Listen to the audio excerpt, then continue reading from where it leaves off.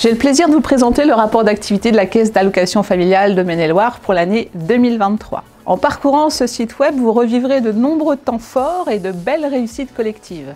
Ces initiatives témoignent de notre engagement envers nos allocataires et nos partenaires. Grâce à nos différentes offres de services, nous avons contribué à améliorer la vie quotidienne des familles de Maine-et-Loire. La CAF compte en effet près de 170 000 allocataires 2023, une année de construction et de mobilisation. Cette année de signature de la Convention d'objectifs et de gestion, la COG, au niveau national, est l'année de l'élaboration d'une nouvelle feuille de route au niveau local à travers le contrat pluriannuel d'objectifs et de gestion, le CPOG. Ce CPOG fixe le cap, l'ambition de la CAF pour la période 2023-2027. Première ambition, placer la solidarité au cœur de nos interventions et impulser une dynamique d'innovation pour un service public ambitieux. Notre deuxième ambition, porter une attention particulière aux familles fragilisées et à leurs enfants dans leur parcours de vie. Même si nous avons 4 ans pour conduire ces deux ambitions, des actions ont déjà été réalisées en 2023. À titre d'exemple, je peux citer les plus emblématiques. Le parcours séparation, qui a été construit de manière collective en associant l'ensemble des acteurs en interne et en externe. 1840 familles ont été rencontrées en 2023 par un travailleur social dans le cadre de l'offre de services séparation. La déconjugalisation de l'AAH, l'allocation adulte handicapé. Un nouveau mode de calcul de son montant pour les personnes en couple sans prise en compte du conjoint et de ses ressources. Cette mesure a été mise en œuvre le 1er octobre 2023 pour 2700 bénéficiaires en Maine-et-Loire.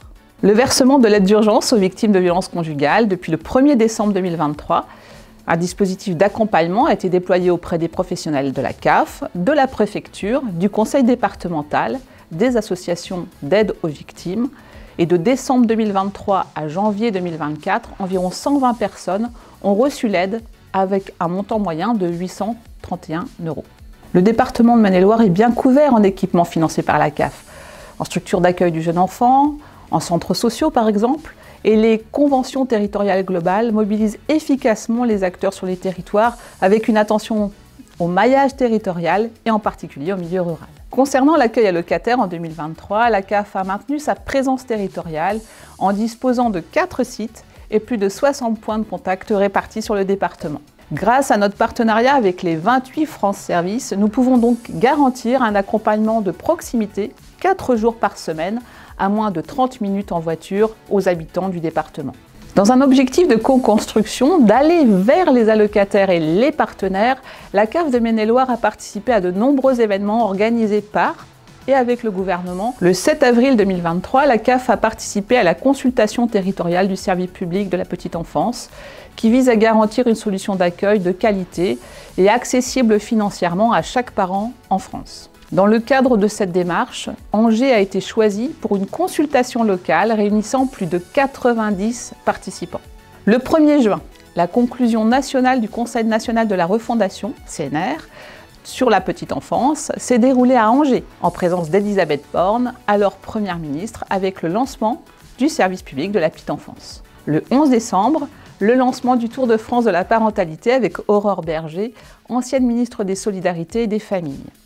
Dans le cadre de cet événement, la CAF a organisé des ateliers de réflexion visant à répondre aux questions relatives à la parentalité.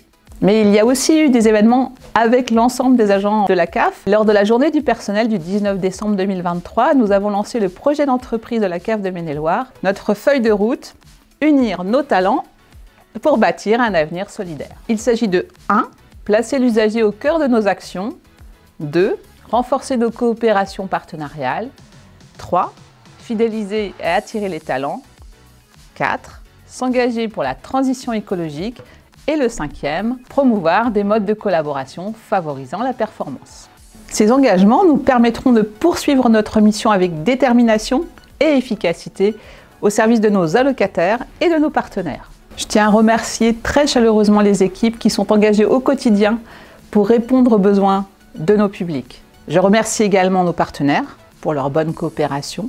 Enfin, je veux remercier les administrateurs de la CAF de Maine-et-Loire et le président du conseil d'administration, Arnaud Boucher, pour leur confiance et le portage de notre mission de service public dans le sens de l'intérêt général. Merci à chacune et chacun d'entre vous pour votre contribution à cette belle aventure collective.